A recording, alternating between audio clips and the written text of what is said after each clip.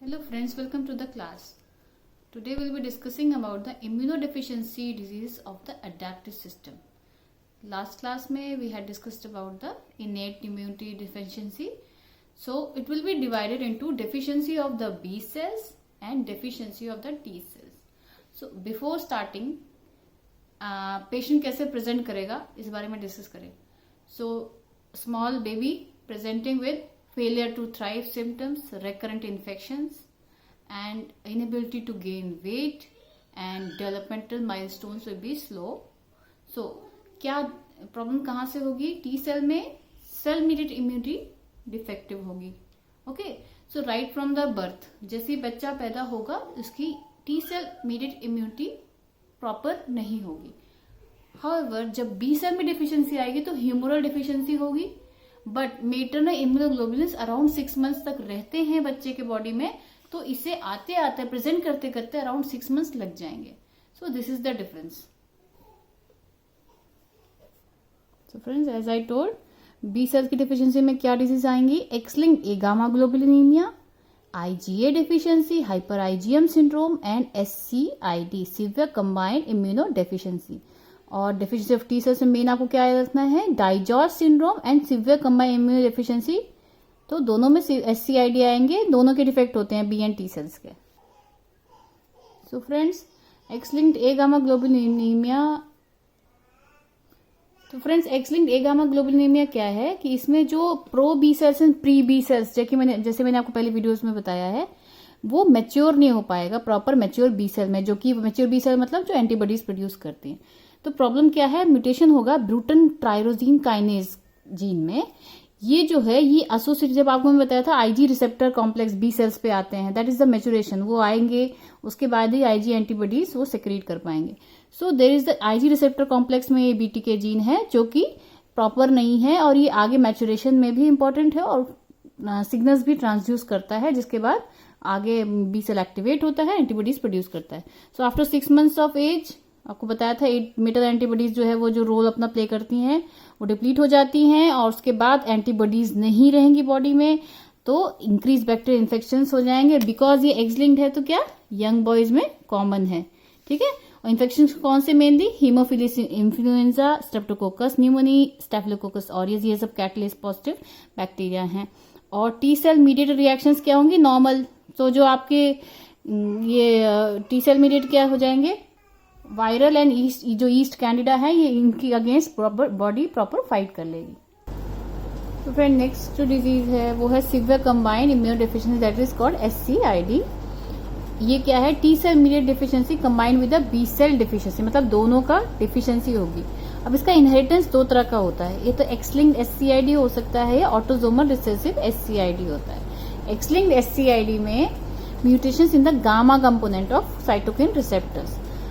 Cytokine receptors का जो gamma chain है, गामा कंपोनेंट है, उसमें म्यूटेशन होगा, जो कि जो रिसेप्टर है, ये कंपोनेंट है जो IL-2 के लिए रिसेप्टर, मेनली IL-2 जो है इसके ये डिफेक्टिव आप समझ लीजिए, आपको याद ना कुछ भी ना रहे तो IL-2 का डिफेक्ट रहता है.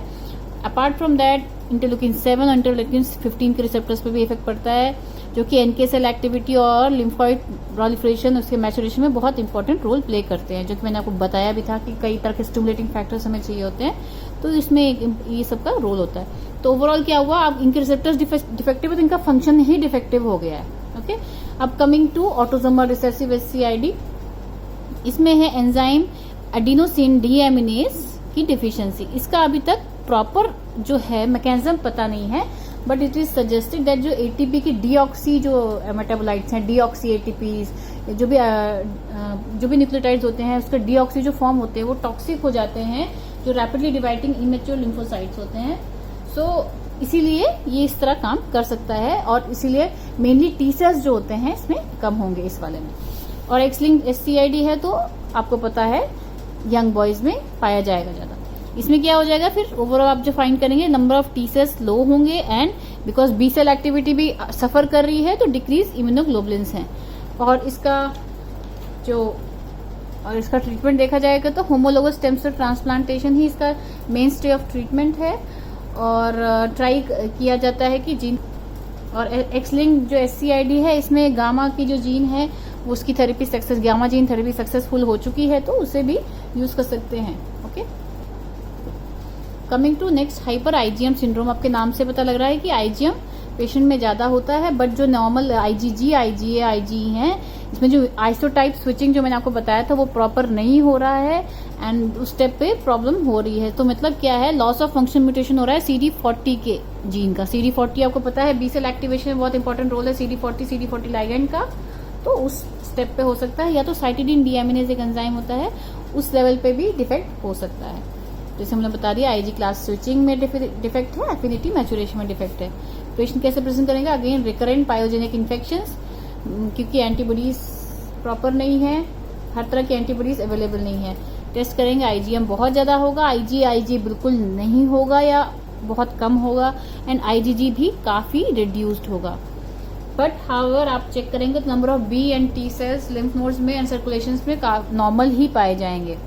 कई बार ये जो आईजीएम एंटीबॉडीज है अपने ही बॉडी के ब्लड सेल्स से, आरबीसीज एंड ऑल से, प्लेटलेट से रिएक्ट करेगा और ऑटो इम्यून डिजीजेस कर देगा। Autoimmune haemolytic anaemia, autoimmune thrombocytopenia और न्यूट्रोपेनिया भी कर सकता है।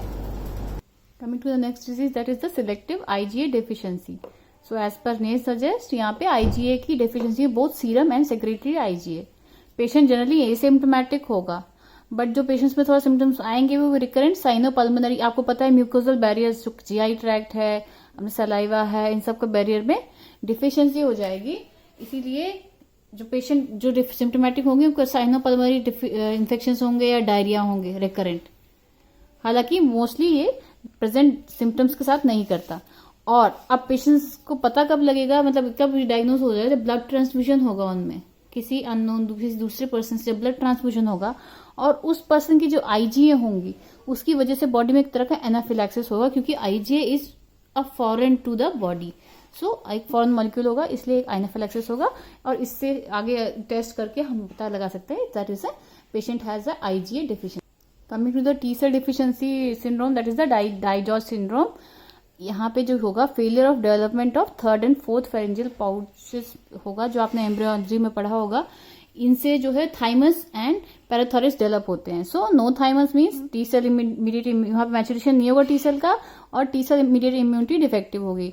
और पैराथोरिस नहीं होने से पैराथ्रोम्बोन नहीं बनेगा, कैल्शियम लो होगा बॉडी में एंड ट्विचिंग होगी पेशेंट को। सो अगर आप टेस्ट करें तो क्या आईजीए लेवल्स में भी नॉर्मल और डिप्लीटेड डिपेंड्स। और जो वायरल एंड कैंडिडल इन्फेक्शन है ये पेशेंट में रिकरेंट होंगे क्योंकि आपकी टी सेल इम्यूनिटी डिफेक्टिव है। सो फ्रेंड्स, हमने primary immuno deficiency syndromes finish कर दिया है। आपको क्लास अगर अच्छी लगती है तो आप लाइक करो, और अगर आपको कोई डाउट पूछना है तो आप कमेंट सेक्शन में कमेंट भी कर सकते हैं। Okay friends, bye.